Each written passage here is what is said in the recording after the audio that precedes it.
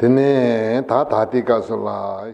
afternoon we're talking about the main part of the prayer. And this has the instructions on the meditation instructions, which have two parts. They're the parts on the preliminaries and on the actual practice. The section on the preliminaries has two parts, the section on the common preliminaries and the section on the special preliminaries. Now, in general, when we are meditating on Mahamudra, you might wonder, is it okay to do Mahamudra meditation if you haven't done the preliminaries?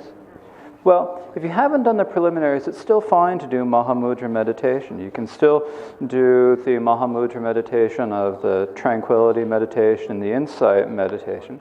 As it said, this is something that you're taming your own mind yourself. Like the Buddha said, do not do any misdeeds, commit excellent virtue, completely tame your own mind. This is the teaching of the Buddhas. And so it is important for us to tame our own minds. And when we say taming our own minds, does that mean that there is some sort of a thing that is our mind that we're going to tame? It doesn't mean that. But it means that, if we just are able to look at the way our mind really is and see its nature, realize its nature, then naturally the afflictions and all of the coarse thoughts will be pacified. We will develop the wisdom and the intelligence. These will increase, and so our minds will be tamed.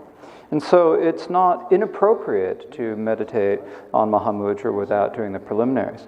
But if you have done the preliminaries well, then the actual practice will be very stable and good. And if your actual practice is stable and good, then you will be more diligent about your practice. Because you are more diligent in your practice, then you will be able to come to the ultimate result of your practice. Your practice will develop and strengthen. And so for that reason, if while you are doing your Mahamudra meditation, you also at the same time do the common preliminaries, that is good. And if you also at the same time do the special preliminary practices, this is excellent. It is quite wonderful. And if you do the special preliminary practices once, that is very good. And if you do them many times, that is most wonderful. So it's for that reason, if you're able to do it, it's very good to do the preliminaries. So here we're talking about the ordinary, the common preliminaries. And as it says here, as is taught, detachment is the foot of meditation. And instead of attachment to food and wealth disappears, it says, to the meditator who, without attachment to food and wealth, gives up the ties to this life, grant your blessings that attachment to gain and honor cease. And so here it says detachment. So detachment means, sometimes it's translated as revulsion. Detachment means that you're not that attached to the things of this life. So these are, the food, the clothing, wealth, money, fame, honor, and so forth. If you have a lot of attachment to these, then you're going to follow that attachment. And then you're going to be overcome by them. And that will create obstacles for you to be able to practice the Dharma. But if you do not have that much attachment to them, then then they will not be able to prevent you from practicing the Dharma, and then you will be able to practice the Dharma properly. And so it's like someone who has a foot. If you've got a foot, a person who has a foot can walk. Someone who doesn't have any feet can't walk. And so in the same way, if you have this detachment, then you are able to practice the Dharma. If you are attached to the things of samsara, then it's like you are stuck. You'll be stuck to all the food, clothing, and wealth, and so forth. And when you're stuck to those, then you won't be able to practice the Dharma. You won't be able to help yourself. And so, in the best of cases, if you can totally have no attachment at all, have complete revulsion for samsara, that's the best of cases. But if not that, if you can at least decrease your attachment, be somewhat detached from samsara, and not have so much attachment. If it doesn't make a whole lot of difference to you whether you have the nicest clothes, food, and and so forth. If you're not worried about that, if you have good clothes, then it's okay. And if your clothes and so forth aren't so good, you don't worry about it. If you can be like that, then that is very helpful. So how is it that we can develop this? Well, we need to meditate on the 4 thoughts that turn the mind. And so these are very, if we meditate upon them, it'll help help us to practice the Dharma. So, sometimes people come to me and they ask, they say, I really like the Dharma. I really want to practice the Dharma, but, I just can't be diligent about my practice. And so what would be best to do? The answer is that the best thing to do is to meditate upon the 4 thoughts that turn the mind. This is especially appropriate, or especially important. If you develop renunciation from samsara, then through developing that renunciation, then you develop faith and devotion in the Dharma. And when you have that faith and devotion, you'll develop the strong diligence. And if you have that, then it will be very good. Some people also come and ask me. They say themselves that when they do meditation, they have a lot of thoughts in their meditation, and they have so many thoughts that they're unable to meditate at all. And so, what is best to do then? And what is best to do at that point is, again, to meditate on the 4 thoughts that turn the mind. If you meditate on these 4 thoughts that turn the mind, you'll gain interest in the Dharma. And when that interest is very strong, then you'll develop faith.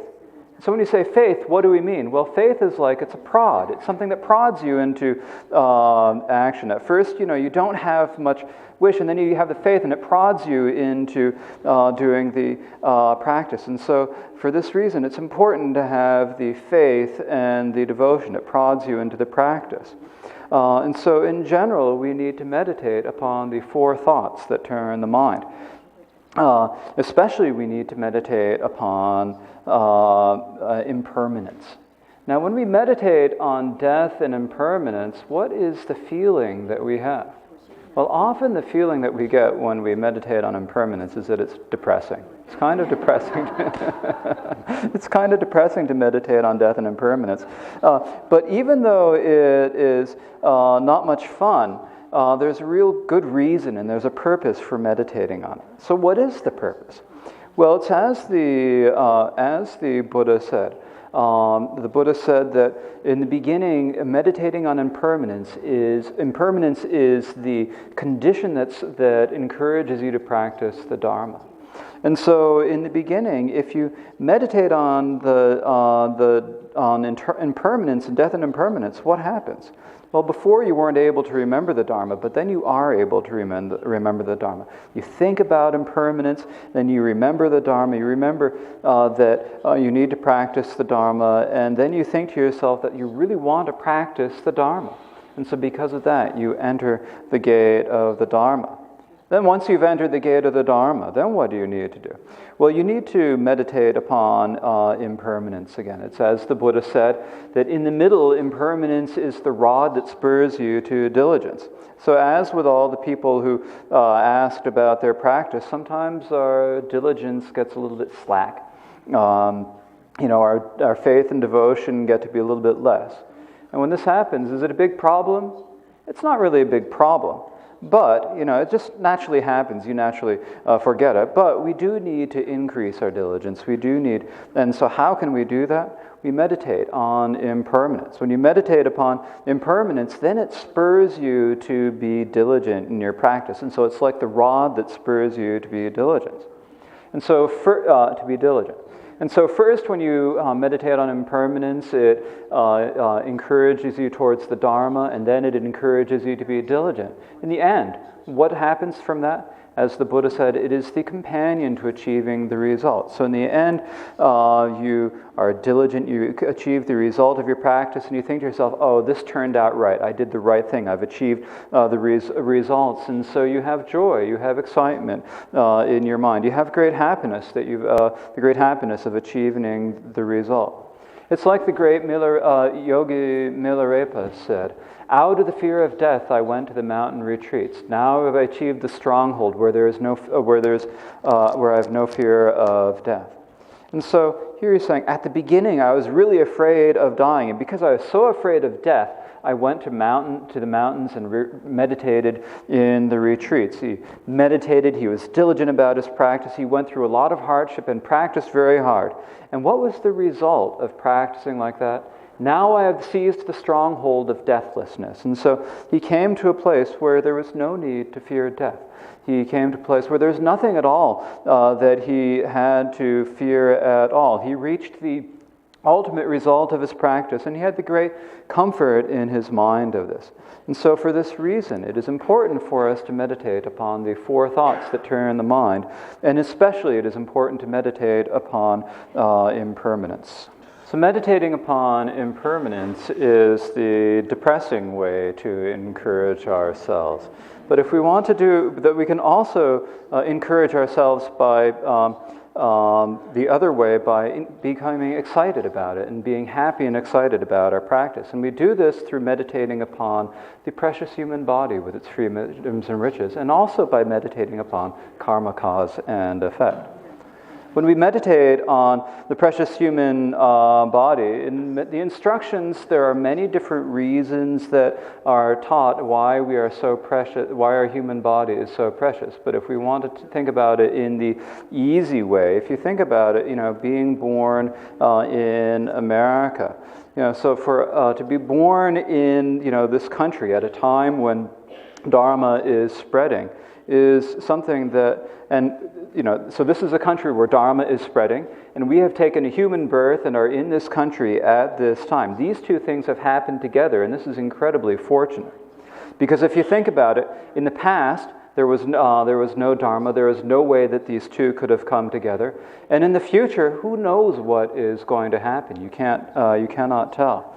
And so not only have we had these two coming together, the Dharma spreading and taking a human birth, but if we hadn't encountered the Dharma, like there are many people who hadn't encountered the Dharma, then we wouldn't be able to do that. If the causes and conditions that make us encounter the Dharma weren't there, we wouldn't be able to do this. Many people don't have these causes and conditions, but we have met the Dharma, we've encountered the Dharma, we've developed the wish to enter the Dharma, and then we are being diligent about the practice. And so now that we've met the Dharma, you might wonder, well, can we actually free ourselves from suffering? Can we actually do anything and help ourselves in any way? The answer is yes. The reason that the answer is yes is that there is karma, cause, and effect. So because there is karma, cause, and effect, what we want is happiness. Usually we don't know what the cause of happiness is, and if we don't know what the cause of happiness is, then there's no way we can bring ourselves happiness. We wish to free ourselves from suffering, but if we do not know what the causes of suffering are, then there's no way we can eliminate them. But through the Dharma, we can find out what the cause of happiness is. What is the cause of happiness? The cause of happiness is doing virtuous things. By doing virtuous acts, then we bring ourselves happiness. And this is something that we have control over. So we can do this, we have control of it. Similarly, we want to free ourselves from suffering. And in order to free ourselves of suffering, we need to eliminate the cause, which is misdeeds and non-virtue. And if we do this, then we can free ourselves from the suffering of the lower realms and samsara. And this is also something that we have control over. And so if we understand this, then we will be diligent about our Dharma practice. And so in this way, meditating on the precious human body and meditating upon karma, cause, and effect are ways to bring excitement and joy into our practice and encourage ourselves to be diligent in our practice. And so this is a way to decrease our attachment to samsara. We also need to meditate upon the defects of samsara. So the defects of samsara are that basically in this world sometimes we have difficulties and problems. We have the sufferings of birth, aging, sickness, and death. And when these difficulties and problems happen, should we just think to ourselves, oh, poor me, woe is me, and just be overcome by our suffering and overcome by our problems? We shouldn't do that. I mean, there's no need to think, oh, woe is me, I can't do anything about it. Instead, we should remember that this is just the way samsara is. It's the way the world is. And so we need to try to find a way to free ourselves from this. And there is a way to free ourselves from samsara and to achieve the ultimate result. And so in order to do that, we need to develop the renunciation. And so that is the meditation on the defects of samsara. So these are the 4 thoughts that turn the mind. We need to meditate upon these. We especially need to meditate upon impermanence. And when we do this, then we'll develop the foot of meditation. And if we can plant this foot of meditation firmly, then we will be able to bring our practice to its ultimate result. Next is the verse on the special preliminaries, and this reads, "As is taught, devotion is the head of meditation. The Lama opens the door to the profound oral teachings, or to the meditator who always supplicates him, not turns to him, who always supplicates him, grant your blessings that uncontrived devotion be born within me." And so here it says that when we're doing meditation, the foot of the meditation is the revulsion. So what is the head? Well, the head of the meditation is devotion. And so we need to develop faith and devotion in the Dharma, faith and devotion in our practice. And so when we're doing our practice, the example given here is that devotion is like the head. And this is actually a really wonderful example of how important it is. Because when you think about it, we have our bodies and we have our heads, and the head is kind of small, the body's kind of big. And so if you look at it at the first blush, the body's really big, so it must be more important. The head's tiny, and so it's not all that important. But without this tiny little head of ours, we wouldn't have eyes to see. We wouldn't have ears to hear anything. We wouldn't have nose to smell anything, or a mouth to say anything. And so without if we didn't have a head and only had a body, then there'd be no way that we could actually get anything done with this body of ours. And so in the same way, when we think about our practice, you might think to yourself, devotion's really not all that important. But it's not like that, actually.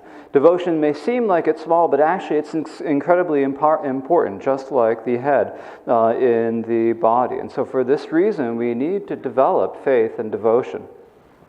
So the Guru opens the gate to the treasury of the oral instructions. And so when we receive the instructions from the Lama, and when we receive them, then we are able to bring ourselves happiness. We are able to free ourselves from the suffering of samsara in the lower realms.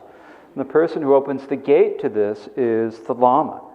Now, when we say a Lama, there are 3 different types of lamas. There is the individual lama of the lineage, there is the word lama of the Sugatas, and there is the ultimate lama of the Dharma nature.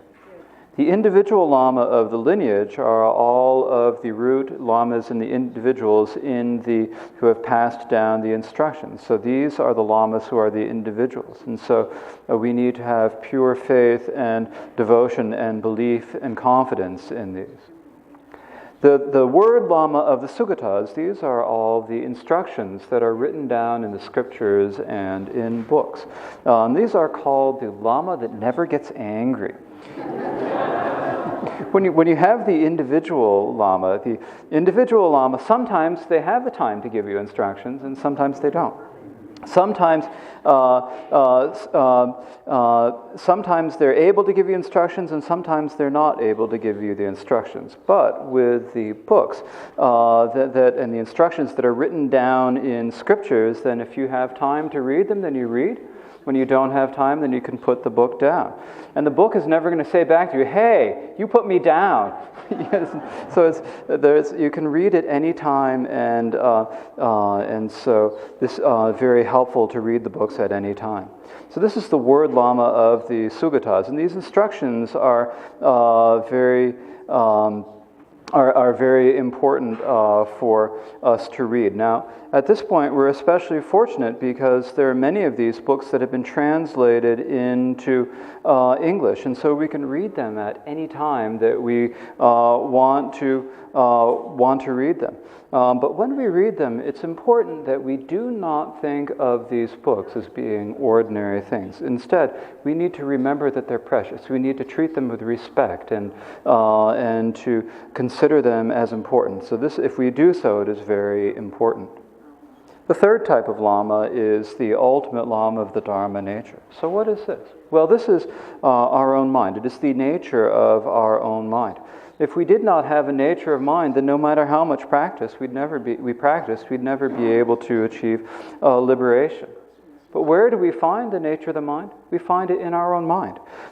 It's just that we haven't looked, we haven't seen, we haven't meditated upon it, we haven't considered it important, and because of that, we wander in samsara. But instead, if we look at our own mind and see the nature of our mind, then we see the nature of the mind that is our own wish-fulfilling jewel that we have. And so if we meditate upon it over and over again, if we practice on it over and over again, then it will be as the great meditator Saraha said in his song, I prostrate to the wish-fulfilling jewel, the nature of my own mind. And so where is the cause for us to be able to achieve our own liberation? It is right there within our own mind. So these are the three types of Lama: the ultimate Lama of the Dharma nature, the individual Lama of the lineage, and the word Lama of the Sugatas. And these are all very important. And so we need to have faith and devotion in them. But how do we develop that? We do it by doing the practice of Guru Yoga, by reciting the Guru Yoga, by making the supplication, and through doing this we increase our faith and devotion.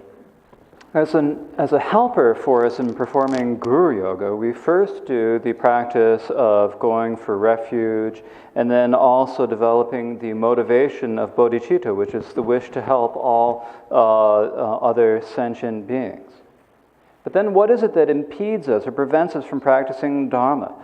It is all of the misdeeds and obscurations we have from this life and from previous lives. So misdeeds, this means all of the wrong actions we've done with our body and speech. And the obscurations, these are the afflictions that we have habituated ourselves to. And these prevent us from practicing Dharma, and they prevent us from achieving the result. And so we need to purify them. So in general, as it is said, misdeeds have no benefits, no qualities, but the quality of misdeed is that you can confess it. And so if you realize that you have done a wrong and you confess it, then you can purify it. So how is it that we do this? Well, in the secret mantra Vajrayana, we do the meditation of Vajrasattva. We visualize Vajrasattva above the crown of our heads. We visualize him sitting there. We visualize the mantra within his heart center. And we visualize that as we recite the mantra, that nectar flows through him and purifies us. And in this way, we visualize that we are purified of our misdeeds and obscurations. So when we have problems and difficulties in this life, where is it that these problems and difficulties come from? They come from our misdeeds and obscurations. And so in order to purify these, we do the practice of Vajrasattva. And this will remove anything that impedes us or prevents us from practicing the Dharma. But sometimes, our Dharma practice just doesn't strengthen at all. It doesn't increase. And so when that happens, what is it that we need to do? Well, we need to gather all of the supporting conditions, all of the support, like the supporting cast or the army behind us that push us in the right direction. And so in order to do that, we need to gather the accumulation of merit. And so we can gather accumulation of merit with our body by prostrating or circumambulating, with our speech through reciting praises and so forth, or through our mind by rejoicing and so forth. But one easy method, one way that is really easy for us and simple for us to practice, is to make mandala offerings. And so when we make a mandala offering, we imagine that we're offering the entire universe and all the wealth within it to all of the Buddhas and to all of their children, all of the Bodhisattvas. And we imagine that we're offering them this mandala offering, and thus gather the accumulation of merit. And so in this way we do the practice of going for refuge in bodhicitta, the practice of Vajrasattva, the mandala practice, and guru yoga. And these are the four special preliminary practices. And so these are a way for us to gather all the favorable conditions and the merit that we need to be able to practice the Dharma in general. And in particular, they are a helper for us to be able to develop samadhi within ourselves. And for this reason, they're very important. So those are the common, the ordinary and the special preliminaries. And so, as it is said, as it is often said, the preliminaries are often. It's often said that the preliminaries are more profound than the actual practice. Now, is this really the case? Well, actually, it's not really so. They're not really that more profound. But the question that what determines whether the actual practice will go well or not is the preliminary practices. And so it's as I was saying before. Is it appropriate to practice Mahamudra if you haven't done the preliminaries, the common or the special preliminaries? It's okay to do it, but it will not be that stable. It will not be that clear. You won't be able to develop it. And so in order for it to be stable and clear and for it to develop and be good, what do you need to do? You need to have the support for it. And so the preliminary practices function as the support for the practice. So with the common preliminaries, then these are like the foot of meditation, and the special preliminaries are like devotion is the head of meditation. So following that, we have the teachings on the actual practice. And this actual practice has two parts, the tranquility meditation and the insight meditation. Now, in other traditions, often it is taught that you should do tranquility meditation first and only do tranquility meditation on its own. And then you do insight meditation, you just do insight meditation on its own. But in the Mahamudra tradition, we don't do that. We actually practice the union of tranquility and insight meditation. We do them together, and so we rest in the nature of the mind and with the clarity of the mind that is present. Now, the reason that we need to do tranquility meditation is that we need to realize the nature of all phenomena. And in order to realize the nature of all phenomena, we first need to examine it and find it within our own mind. And so we look at the essence of our own mind.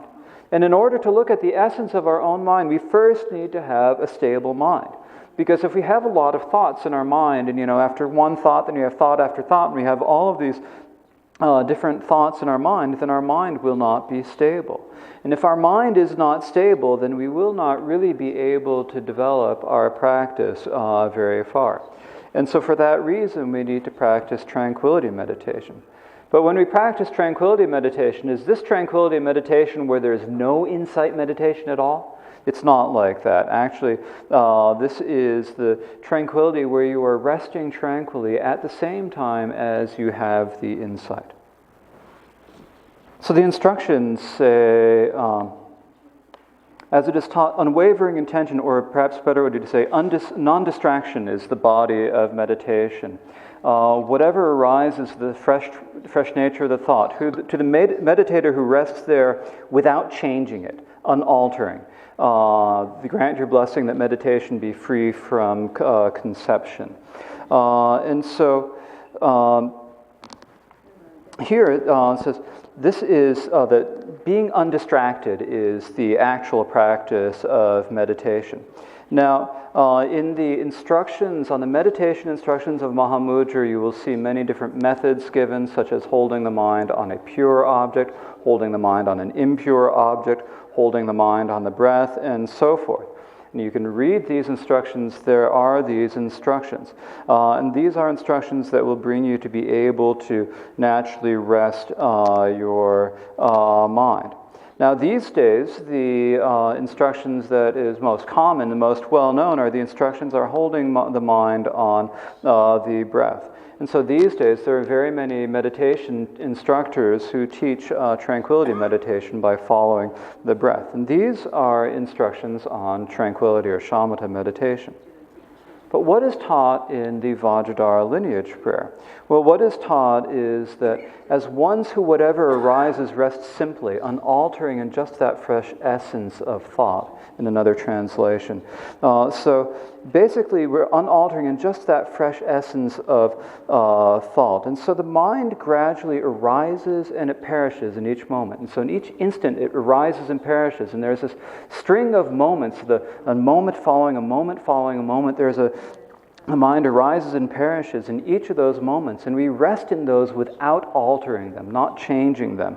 And so in each moment that the thought happens, that the thoughts occur, that it arises and happens, there's this freshness there. And so that is the fresh essence of the thought that we just rest in. And so we just rest directly within there without thinking much about that. So how is it that we rest in that fresh essence of thought? Well, we rest without thinking about, without altering it or trying to. We just let it be naturally. And so that is the manner of meditating on tranquility. And so it's as it is taught here. Whatever arises, as ones who whatever arises, rest simply. And so when it says this, whatever arises, this is a little bit of an instruction on insight meditation. So it's not like this insight meditation is completely absent, but this is primarily an instruction on tranquility meditation. Now, in the sutras, there are the 9 methods of resting the mind that are taught.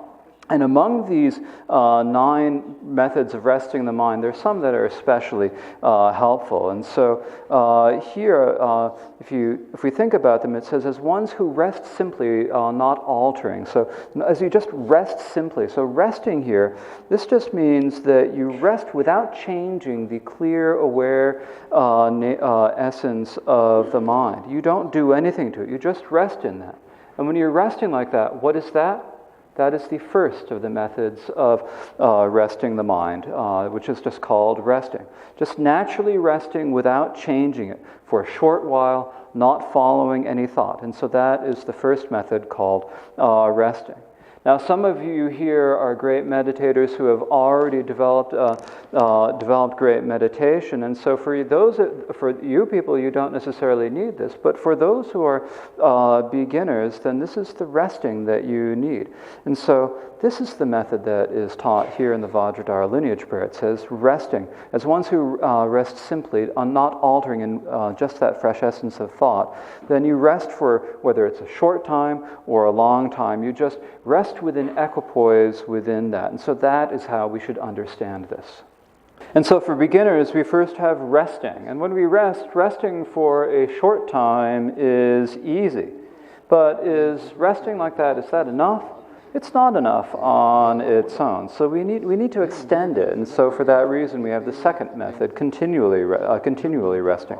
And so that means that we just lengthen it a bit. We extend it a little bit. And so that is the second of the methods, continual resting.